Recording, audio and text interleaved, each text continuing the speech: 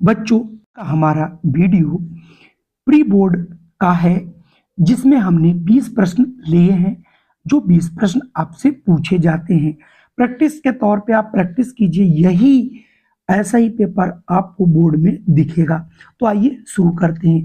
पहला प्रश्न है, यदि 26 156 का लघुत्तम समापवर्तक 156 है तो महत्तम समापवर्त क्या होगा? इसके लिए एक सूत्र होता है बच्चों, लघुत्तम समापवर्त महत्तम समापवर्त बराबर पहली संख्या इंटू दूसरी संख्या। तो यहाँ पहली संख्या आपको 26 दी गई है, दूसरी संख्या 156 दिया गया है। लघुत्तम आपको बच्चों 156 इंटू महत्तम पूछा जा रहा है, तो इससे आप महत्तम बराबर 26 इंटू 156 बटे 156 काट देंगे, ये 26 बचेगा। यानी इसका जो महत्तम समापवर्त होगा वो बच्चों 26 होगा, जो कि ऑप्शन बी में आपको दिखाई पड़ रहा है। दूसरा सवाल, निम्न में अपरिमेय संख्या है, जल्दी से कमेंट करिए। देखिए 25 है, 25 का वर्गमूल 5 होता है, तो ये तो हो गई आपकी परिमेय संख्या। ये परिमेय है और ये अपरिमेय, दोनों का अंतर किया गया है। एक परिमेय और एक अपरिमेय का अंतर सदैव ही अपरिमेय रहता है, इसलिए यहाँ से ऑप्शन बी वाला सही होगा। अगर ये पॉजिटिव होता तब भी यही आता, और अगर इसका मल्टीप्लिकेशन होता तब भी ये अपरिमेय होती, और अगर इनका एडिशन होता तब भी अपरिमेय संख्या आती, क्योंकि परिमेय और अपरिमेय का चाहे जोड़ हो या घटाना हो या फिर गुणा हो, वो अपरिमेय ही रहती है। अगला आपका तीसरा प्रश्न है, रेखाओं x-2 बराबर 0 और y+6 का प्रतिच्छेद बिंदु, यानी इसका जो सोल्यूशन होगा वही इसका प्रतिच्छेद बिंदु होगा। देखिए x-2 बराबर 0 है, तो यहाँ से x बराबर बच्चों 2 आ जाएगा। y+6 बराबर 0 है, तो y बराबर आपका -6 होगा। तो इसका प्रतिच्छेद होगा x का निर्देशांक y का निर्देशांक, यानी 2, -6, जो कि ऑप्शन डी में आपको मिल रहा है। चलिए जल्दी से कमेंट करिए चौथे प्रश्न पर। रेखाओं a1x + b1y + c1 = 0 and a2x + b2y + c2 = 0, तो इसका अद्वितीय हल क्या होने के लिए क्या कंडीशन होती है? तो कंडीशन बच्चों होती है a1/a2 does not equal to b1/b2, अर्थात यूनिक सोल्यूशन के लिए, जो कि ऑप्शन सी में सेटिस्फाई हो रही है। तो यहाँ से ऑप्शन सी आपका सही होगा। अगर मैं पांचवें प्रश्न की बात करूं, समीकरण 5x² - 3x + 2 के मूलों का योगफल क्या होगा? तो बच्चों जो मूलों का योगफल होता है वो होता है -b/a। -b यानी x का गुणांक होता है, तो यहाँ -3 है बटे x² का गुणांक यानी a ये वाला, तो ये हो जाएगा 5, तो ये हो जाएगा -3/5, यानी इसके मूलों का योगफल होगा 3/5। तो यहाँ से ऑप्शन बच्चों आपका ए वाला सही होगा। अगला प्रश्न आपके लिए है, यदि शांत जल में नाव की चाल 8 किलोमीटर, मतलब एक नाव है, ये पानी में जब है बिल्कुल शांत है, पानी बह नहीं रहा है, तो इसकी चाल 8 किलोमीटर प्रति घंटा है। और जब धार की चाल, यानी जो धार बह रही है नदी की, मान लो वो ऐसे ऐसे आपकी बह रही है। अब आप धारा के विपरीत जब आओगे, जबकि इसकी चाल है 3 किलोमीटर प्रति घंटा, धारा के साथ जाते हैं तो ये बच्चों जुड़ जाती है, यानी 8+3 होती है अगर ऐसे नाव जा रही है। अब नाव को कह रहा है विपरीत दिशा में लाना है, तो सदैव नाव की शांत जल में चाल माइनस धारा की चाल हो जाता है, तो ये बचेगा 5 किलोमीटर प्रति घंटा। चूंकि धारा के साथ होता तो 11 होता, धारा के विपरीत है तो 5 होगा, तो जो कि ऑप्शन आपका डी में यहाँ पर दिखाई पड़ रहा है। आइए बढ़ते हैं अगले प्रश्न पर। अगला प्रश्न है, यदि 20, x, 30 समांतर श्रेणी में है तो x की वैल्यू क्या होगी? x की वैल्यू निकालने के लिए सबसे अच्छा है कि हम इसका सार्वंतर निकाल लें। सार्वंतर क्या होता है? दूसरा पद यानी x है माइनस पहला पद बराबर होना चाहिए तीसरा पद माइनस दूसरा पद। तो यहाँ से इस वाले x को इधर लाएंगे तो x प्लस एक्स बराबर ये 30, 20 इधर लाएंगे प्लस के हो जाएंगे 30 20 50, ये हो जाएगा 2x बराबर 50। तो x बराबर 50/2 काट लोगे 50 का आधा करोगे तो यह आ जाएगा 25। इसका मतलब यहाँ पर x की वैल्यू बच्चों 25 होगी, ऑप्शन डी सही होगा। यदि घटना E की प्रायिकता PE है तो जो घटना होती है ये PE यानी जो प्रायिकता इसकी वैल्यू सदैव 0 से बड़ी होती है और इधर आप देखोगे इसकी वैल्यू 1 के बराबर हो सकती है या फिर सदैव 1 से छोटी होती है। तो ये ऑप्शन बी वाला बिल्कुल सही होगा। अगला प्रश्न है दो बिंदुओं 2,3 4,1 के बीच की दूरी क्या होगी। तो दो बिंदुओं के बीच की दूरी d बराबर होता है बच्चों √x1 माइनस x2 का whole square plus y1 minus y2 का होल स्क्वायर।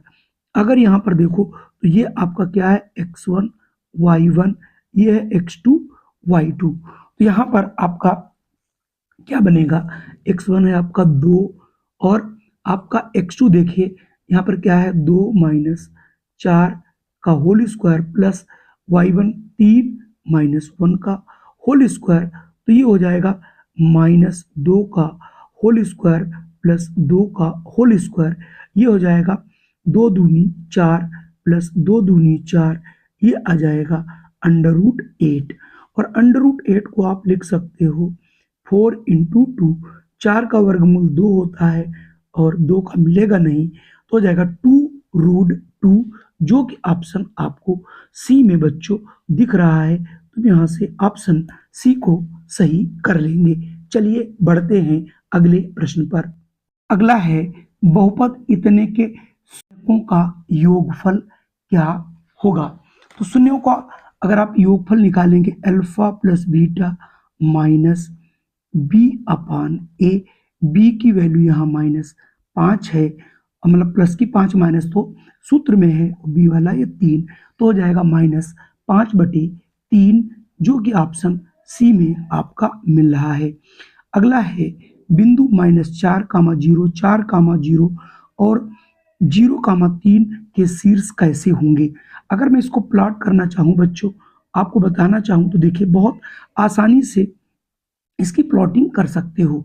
पहले x की वैल्यू -4 है तो मान लेते हैं -4 यहाँ है और y 0 है, फिर यहाँ से 4 है और फिर ये 0 है। यहाँ तक तो आपके समझ में आ गया होगा। फिर आप x की वैल्यू 0 है और y की वैल्यू 3 है, 3 आप ऊपर कहीं चढ़ जाइए।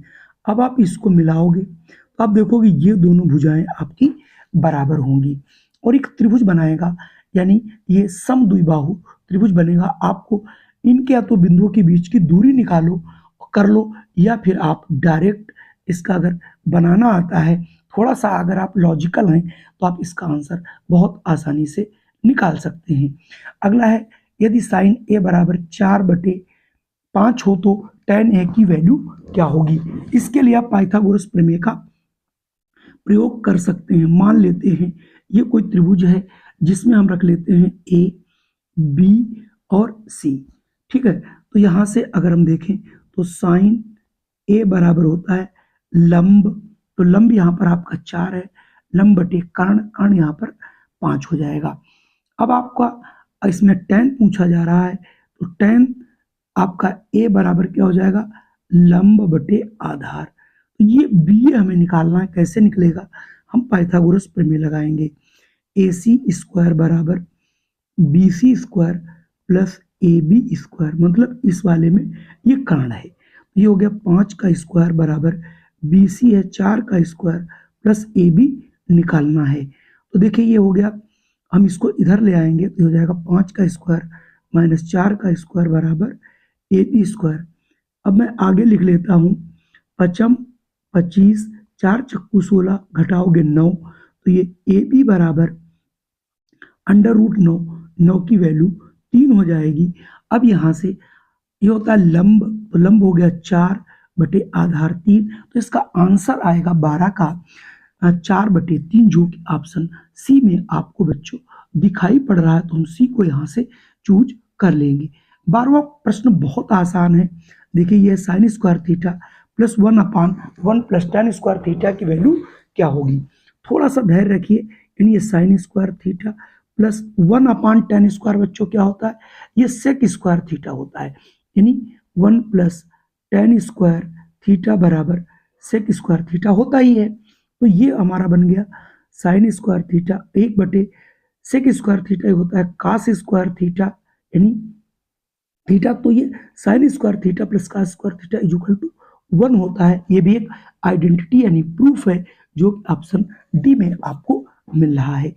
यहाँ पर आपको एक दिया गया कि एक रेखाखंड ए बी के एक बिंदु P इस प्रकार विभाजित करता है। मान लेते हैं ये कोई रेखा है, ये A है और ये B है, लेकिन इसका जो अनुपात है और P कहीं पर यहाँ पर होगा बिंदु, इधर आपके 3 भाग हैं और ये 4 भागों के टोटल AB 7 भाग दिखा रहा है कि देखो BP 3/7, यानी इनको मिला के अब कह रहा है AP। तो आप AP देखिए हो गया 4 और ये BP कितना हो गया 3, तो 4/3 यहाँ से आप निकाल लोगे और 4/3 को अनुपात में लिखा जा सकता है 4:3, जो कि ऑप्शन डी में सही होगा।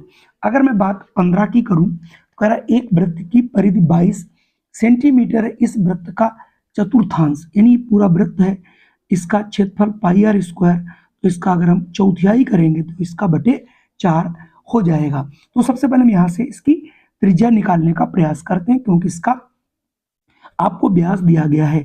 व्यास होता है 2πr बराबर ये 22 दिया गया है, तो त्रिज्या हो जाएगी 22/2 इंटू 22/7। ऊपर चला जाएगा 22 कट जाएगा तो हो जाएगा 7/2। इसका मतलब इसका जो क्षेत्रफल आएगा वो πr² होगा। क्यों होगा, क्योंकि ये चतुर्थांश है। तो पाई की वैल्यू 22/7 इंटू 4 और त्रिज्या है 7/2। 2 बार आपको लिख देना है बच्चों। ये 7 कट गए, ये 2 कट जाएंगे 11, तो 11 सती 77/2 चौके 8, यानी 77/8 आपका आंसर आ जाएगा, जो कि ऑप्शन ए में मिल रहा है। चलिए बढ़ते हैं अगले प्रश्न पर।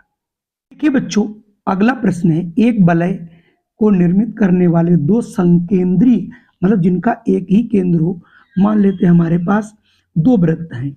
कैसे वृत्त, हमने एक वृत्त ये बनाया, दूसरा वृत्त ये बनाया, दोनों ही मान लो संकेंद्री वृत्त हैं। और संकेंद्री मतलब एक ही, थोड़ा सा हमसे गलत बन गया, रुकिए मैं इसको और थोड़ा सा सही, चलिए मैं अपने हाथ से बनाता हूँ तो और अच्छा बनेगा। एक ये है और बाहर वाला मान लो ये है, ये उसका संकेंद्री यानी वृत्त का केंद्र हो गया। एक की परिधि 88, दूसरे की 66 है। तो वलय की चौड़ाई क्या होगी, मान लेते हैं वलय की चौड़ाई आपकी ये है। अब हम यहाँ से मान लेते हैं ये यहाँ से बाहर की जो त्रिज्या है ये आपकी r1 है और अंदर की ये r2 है। तो यहाँ से जो वलय की चौड़ाई आएगी वो r1 माइनस r2 हमें निकालना है। ये कैसे निकाल लेंगे, चलिए हम दोनों परिधियों का अंतर निकाल लेता हूँ। पहले मैं बाहरी परिधि, तो ये हो जाएगा 2πr1 माइनस 2πr2 बराबर, तो बाहरी थी 88 माइनस 66, हमने इसमें से 2π कॉमन कर लूंगा, तो r1 माइनस r2 बराबर आ जाएगा 22। ठीक है बच्चों, तो ये हो जाएगा r1 माइनस r2 बराबर 22/2π, तो हो जाएगा 22/2 और ये 22/7, 7 ऊपर 22 कट जाएगा, यानी 7/2। यानी जो वलय है, जो छल्ला है, इसकी जो वलय की चौड़ाई होगी वो हो जाएगी आपकी 7/3 या 7/2 या 3.5 सेंटीमीटर, जो कि ऑप्शन सी में मिल रहा है। अगला प्रश्न है, एक पाइप का बाहरी व्यास 4 सेंटीमीटर है और भीतरी व्यास 3 सेंटीमीटर है, उसकी लंबाई 20 सेंटीमीटर है, तो पाइप में प्रयुक्त धातु का आयतन क्या होगा। इसके आयतन को आपको निकालने के लिए थोड़ी सी आपको मेहनत करनी पड़ेगी, कुछ भी नहीं, आप ये मान लेते हैं कोई आपका एक पाइप है ऐसे, ये आपकी बाहरी भुजाएं हो गई, ये ऐसे। तो इसमें इस पाइप में ये बाहरी देखिए 4 बता रहा, तो इसकी त्रिज्या मान लेते हैं R1 है, तो ये हो गई आपकी 4 का आधा 2, और R2 ये अंदर की है 3, 3 का आधा देखिए कितना 1.5 हो जाएगा। और किसी भी पाइप का जो आयतन होता है यानी बेलन होता है उसका पाई R²H। हमें करना क्या है, पहले हम बाहर का निकाल लेंगे यानी पाई R1² माइनस पाई R2², ऐसा कर देंगे। क्यों? क्योंकि पहले हम बाहरी का और अंदर का घटा देंगे तो हमारी जो धातु होगी उसी का आयतन निकलेगा। तो पाई H कॉमन हो जाएगा, ये R1² माइनस R2² आएगा, ये पाई हो गया। ऊंचाई 20 थी, R1 आपका 2 था, 2² माइनस 1.5 का स्क्वायर। अब ये देखिए इसको लिखने का खाली तरीका बदला है, तो यहाँ पर इन्होंने क्या लिखा है, पाई इंटू 2² माइनस, ये देखिए ऑप्शन बी में पूरा यही दिखाई पड़ रहा है, तो आप यहाँ से इसको निकाल लेंगे। चलिए अब हम बढ़ते हैं अगले प्रश्न पर। अगला प्रश्न आप लोगों के लिए है, किसी बेलन का आयतन क्या होगा। अभी बताया बेलन का आयतन पाई R²H होता है, जो कि ऑप्शन ए में है, यही आपका आंसर सही होगा। 19वां प्रश्न है, आंकड़ा 2, 8, 4, 6, 5 की माध्यिका क्या होगी। कभी भी माध्यिका आप निकालेंगे तो पहले आंकड़ों को आरोही अथवा अवरोही क्रम में लिख लेंगे। तो चलो मैं इसको लिख लेता हूँ। 2, 2 से बड़ा भाई कौन है, 4, 4 से बड़ा 5, 5 से बड़ा 6, 6 से बड़ा 8। माध्यिका का मतलब मध्य में, ये देखिए 2 इधर छोड़ दीजिए, 2 इधर, इसका मतलब इसकी माध्यिका आपकी हो जाएगी 5। तो यहाँ से ऑप्शन 19वें का सी वाला सही होगा।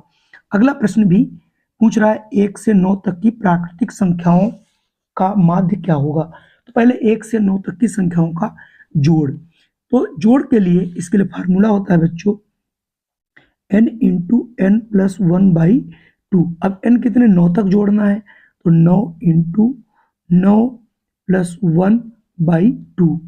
तो अब आप देखिए यहाँ पर आ जाएगा कि ये 9 इंटू 10 बटे 2 एकम 2 पंजे 10, 9 पचे 45, यानी इनका जोड़ 45 हुआ। संख्याएं कितनी, 9 है, तो माध्य बराबर होता है कुल संख्याओं का जोड़ बटे कितनी संख्या, 9, 9 से भाग करोगे, 9 एकम 9 पचे 45, यानी इसका माध्य जो होगा बच्चों वो कितना आएगा, 5।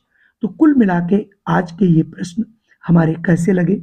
अगर वीडियो पसंद आया हो तो इसे लाइक जरूर कीजिएगा, और अगर आपकी कोई समस्या हो, प्रतिक्रिया हो, तो आप मुझे कमेंट करिएगा, उसका निवारण मैं तुरंत करूंगा। जय हिंद, वंदे मातरम। फिर मिलता हूँ एक नए वीडियो में।